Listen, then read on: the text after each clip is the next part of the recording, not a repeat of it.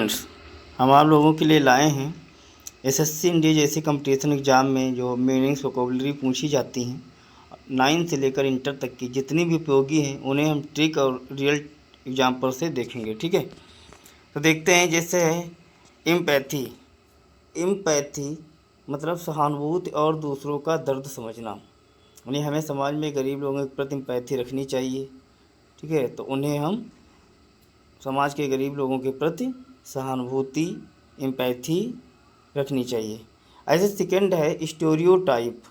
Stereotype, ठीक है, ये एक स्टीरियोटाइप का मतलब होता है कि कह सकते हैं कि ये मान्यता, ये पुरानी घिसी पिटी मान्यता होती है।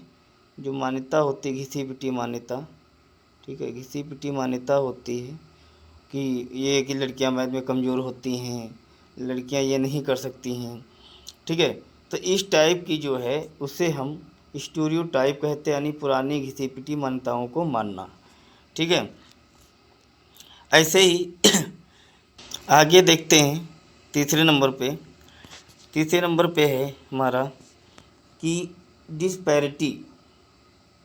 डिस्पैरिटी मतलब है कि देखते हैं असमानता या भारी अंतर। क्या है असमानता या भारी अंतर? यानी हम अगर समझना चाहें तो जैसे गांव और शहर की शिक्षा में, ठीक है, भारी अंतर होता है, डिस्पैरिटी होता है। ठीक है, पैरिटी मीन्स बराबरी होता है, डिस लग गया तो डिस्पैरिटी मीन्स अंतर, उनमें काफ़ी अंतर होता है। ठीक है, तो ट्रिक के माध्यम से और रियल टाइम एग्जाम्पल के माध्यम से आप समझेंगे। जैसे है अपैथी, ठीक है, उदासीनता या कोई फर्क ना पड़ना। उदासीनता या कोई फर्क ना पड़ना, यानी सड़क पर कचरा फेंकने के पर लोगों की एम्पैथी देश को गंदा कर रही है। तो अपैथी कैसी है कि लोगों में किसी भी चीज़ का प्रभाव ना पड़ना, ठीक है, किसी भी चीज़ का फर्क ना पड़ना, ये हो। वल्नरेबल का मतलब होता है कमज़ोर और असुरक्षित। ठीक है, जैसे कह सकते हैं कि ठंड के मौसम में फुटपाथ पर सोने वाले लोग सबसे ज़्यादा वल्नरेबल होते हैं, यानी असुरक्षित भी होते हैं और कमज़ोर भी होते हैं। जैसे कि अल्टुरिज्मिस होता है कि परोपकार, आप किसी पे कितना उपकार कर रहे हैं। जैसे कि आप लोग जानते हैं कि कोरोना काल में सोनू सूद की मदद से उनकी परोपकार को जो है क्या है दिखाता है। ऐसे ही अगला है, तो आप थोड़ा इसे रिवाइज करें। डिस्पैरिटी मीन्स होता है अंतर, ठीक है। अपैथी मीन्स होता है उदासीनता, यानी जिसे कोई फर्क ना पड़ना। वल्नरेबल मीन्स होता है कमज़ोर या असुरक्षित, ठीक है। अल्ट्रुइज्म मीन्स होता है उपकार या निस्वार्थ सेवा, ठीक है, जिसे कोई अपना स्वार्थ ना छिपा हो। ठीक है, ऐसे ही आगे है इटिक्विटी। क्लास में टीचर के आने पर खड़े होना एक बेसिक इटिक्विटी है, यानी तमीज़ है, शिष्टाचार है। कन्फर्मिटी मतलब होता है कि समाज के नियमों का अंधा अनुपालन, यानी कि बिना सोचे समझे, हम कह सकते हैं कि बिना सोचे समझे भीड़ के पीछे चलना ही कन्फर्मिटी होता है, यानी अपनी सुविधा अनुसार बिना सोचे समझे पीछे पीछे चल देना, ये होता है। अगला है हमारा सेकुलरिज्म होता है कि धर्मनिरपेक्षता। क्या होता है धर्मनिरपेक्षता? यानी भारत के संविधान में सेकुलरिज्म को सबसे ऊपर रखा गया है कि धर्म के प्रति जो निरपेक्षता है वो होनी चाहिए, धर्मनिरपेक्षता होनी चाहिए। ठीक है, नंबर 10 है सोवरेनिटी, यानी पूरी आज़ादी। क्या है? पूरी आज़ादी है, ये पूरी आज़ादी होती है। यानी 1947 के बाद अगर आप याद करना चाहें तो 1947 के बाद भारत ने अपनी सोवरेनिटी फैसला लेने की पूरी आज़ादी हासिल की। ठीक है, आप इसे तोड़ के भी पढ़ सकते हैं। ठीक है, अगर आपको पढ़ने में दिक्कत है। SOVE सो रेजिनिटी मतलब होता है कि आज़ादी, यानी पूरी आज़ादी के साथ में आप को कह सकते हैं। जैसे 1947 के बाद भारत ने अपनी सुनिश्चित फैसला लेने की पूरी आज़ादी हासिल की थी। ठीक है, ऐसे ही आगे देखते हैं।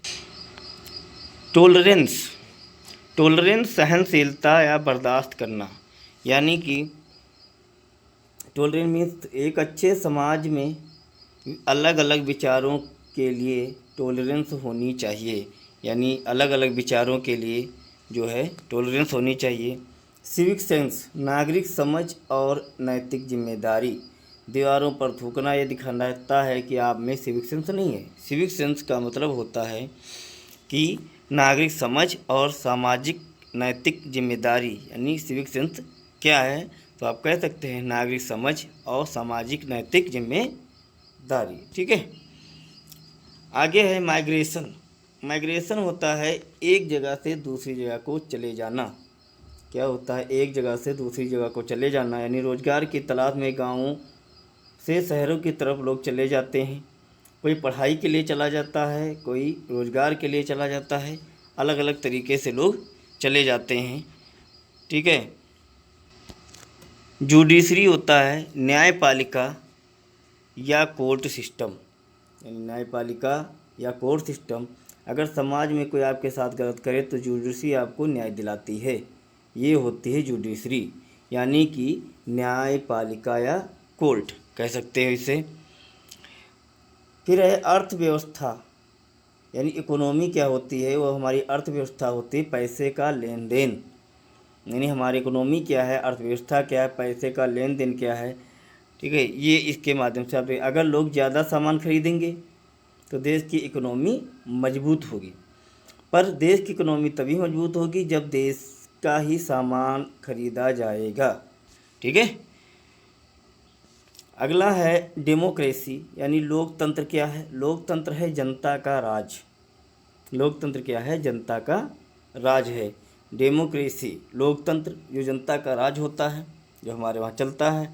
डेमोक्रेसी में सबसे बड़ी ताकत जनता के वोट के पास होती है, यानी जनता जिसे चुनता है वही प्रशासन करता है, तो वो डेमोक्रेसी कहलाता है। फिर है कॉन्स्टिट्यूशन, यानी संविधान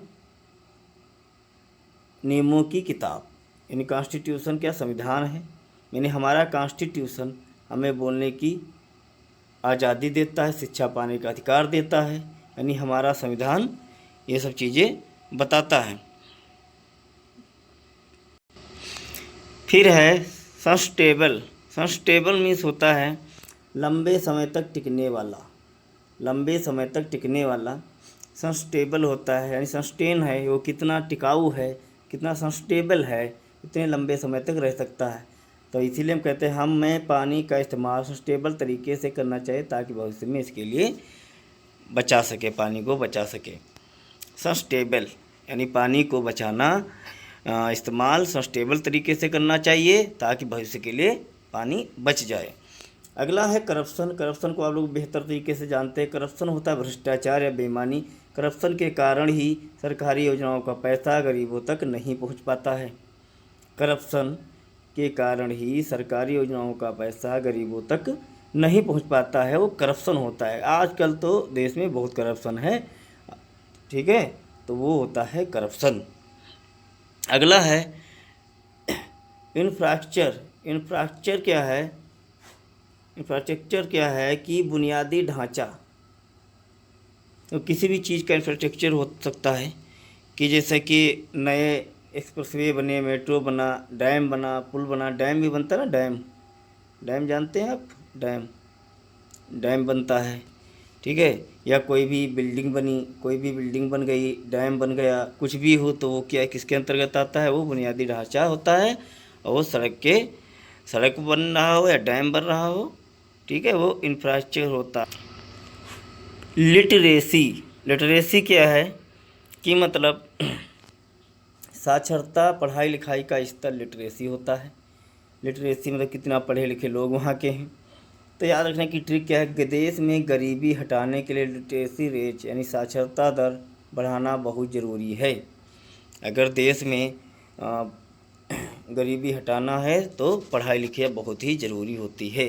तो लिटरेसी मीन्स होता है पढ़ाई लिखाई का स्तर। मोनार्ची, मोनार्ची मतलब होता है राजतंत्र, यानी कि राजा का शासन। जैसे कि सऊदी अरब में आज भी राजतंत्र व्यवस्था चलती है, मोनार्ची चलती है, यानी यहाँ पे राजतंत्र चलता है सऊदी अरब में। फिर है एनार्ची, एनार्ची होता है अराजकता या कानून व्यवस्था ख़त्म करना। ठीक है, जैसे पुलिस की हड़ताल होते पूरे शहर में अराजकता फैल गई, एनार्ची फैल गई।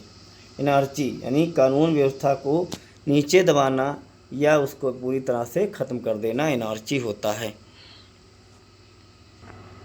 फिर है पैट्रियार्ची। पैट्रियार्ची क्या होता है कि पुरुषों का वर्चस्व, यानी जहाँ आप कह सकते हो कि आज की महिलाएं समाज की पैट्रियार्ची को तोड़कर आगे बढ़ रही हैं, यानी कि पुरुषों की जो सत्ता है, वर्चस्व है, उसको ख़त्म कर रही हैं और सबसे आगे बढ़ रही हैं, यानी कि महिलाओं को ऊंचा दर्जा मिल रहा है। ये होता है पैट्रियार्ची, पैट्रियार्ची। इलाइट, इलाइट मीन्स होता है उच्च वर्ग या अमीर या वीआईपी लोग। इलाइट मीन्स, लाइट होता है चमकना, याद कर सकते हैं आप कि जैसे कोई चीज़ चमक रही है तो इलाइट मीन्स होता है महंगे रेस्टोरेंट में केवल शहर के लाइट लोग ही खाना खाते हैं, यानी कि वीआईपी लोग ही खाते हैं। यानी हम कह सकते हैं कि इलाइट मतलब होता है अमीर या धनवान, कह सकते हैं धनवान। ठीक है, धनवान भी कह सकते हैं और अमीर भी कह सकते हैं। ठीक है, और फिर आता है बाइकॉट। बाइकॉट का मतलब होता है बहिष्कार करना, यानी किसी चीज़ को छोड़ देना। स्वदेशी आंदोलन में गांधी जी ने विदेशी कपड़ों का बाइकॉट कर दिया था। उन्होंने कहा था स्वदेशी अपनाओ। आज भी नारा है पर आप लोग अमल नहीं करते हो। स्वदेशी, स्वदेशी अपनाओ, क्या अपनाओ? स्वदेशी अपनाओ, यानी अपने देश का अपनाओ और बाकी को बाइकॉट करो। बाइकॉट करना मतलब कि बहिष्कार करना, बहिष्कार करना होता है बाइकॉट करना। फिर आता है हारमोनी। हारमोनी आपसी तालमेल या शांति, हारमोनी यानी भारत में सभी धर्मों के लोग सदियों से हारमोनी के साथ रहते आए हैं, यानी भाईचारे के साथ रहते आए हैं। हारमोनी होता है, हारमोनी। अब ऐसे याद करने के लिए आपको ट्रिक है बढ़िया सी कि अगर हारमोनियम बजाते हैं तो जैसे हारमोनियम बजी, ठीक है, हारमोनियम बजी तो लोग आपस में मिलकर रहने लगे। ये दूर दूर थे, ये पास पास आ गए, तो क्या हो गया? हारमोनी हो गया, यानी सद्भावना हो गई। उनके अंतर्गत क्या हुआ? भाईचारे के साथ वो रहने लगे। फिर आता है इवोल्यूशन। इवोल्यूशन मीन्स होता है धीरे धीरे बदलाव या विकास। इवोल्यूशन मीन्स होता है धीरे धीरे बदलाव या विकास होता है। इसमें आदि मानव से लेकर आज के आधुनिक इंसान बनने की यात्रा को इवोल्यूशन कहते हैं, यानी कि उनमें क्या परिवर्तन हुआ, क्या बदलाव हुआ। तो इवोल्यूशन मीन्स हम कह सकते हैं कि परिवर्तन, क्या कह सकते हैं? परिवर्तन कह सकते हैं। उनमें बदलाव हुआ, परिवर्तन हुआ, इवोल्यूशन हुआ, उनमें बदलाव आया। ठीक है, फिर है एम्पावरमेंट। एम्पावरमेंट, पावर में शक्ति होता है, आप लोग जानते हो। एम्पावरमेंट में होता है ताकत देना, सशक्तिकरण होता है, यानी लड़कियों को अच्छी शिक्षा देना ही असली वुमेन एम्पावरमेंट कहलाता है। एम्पावरमेंट क्या होता है? एम्पावरमेंट होता है सशक्तिकरण। ठीक है, क्या होता है? सशक्तिकरण, ताकत देना, एम्पावरमेंट, लड़कियों को अच्छी शिक्षा देना ही असली एम्पावरमेंट यानी महिला सशक्तिकरण कहलाता है। अगली है डोमिनेशन।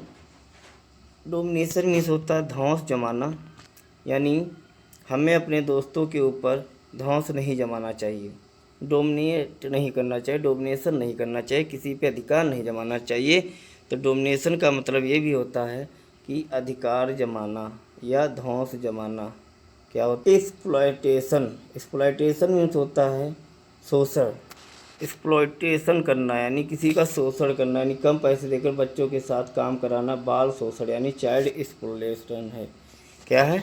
एक्सप्लॉयटेशन है, गलत फ़ायदा उठाना या शोषण करना एक्सप्लॉयटेशन है। एक्सप्लॉइट करना होता है, एक्सप्लॉयटेशन होता है, यानी बच्चे को कम उम्र के बच्चों से काम करवाना एक्सप्लॉयटेशन होता है। अगला है लिगेसी। लिगेसी क्या है?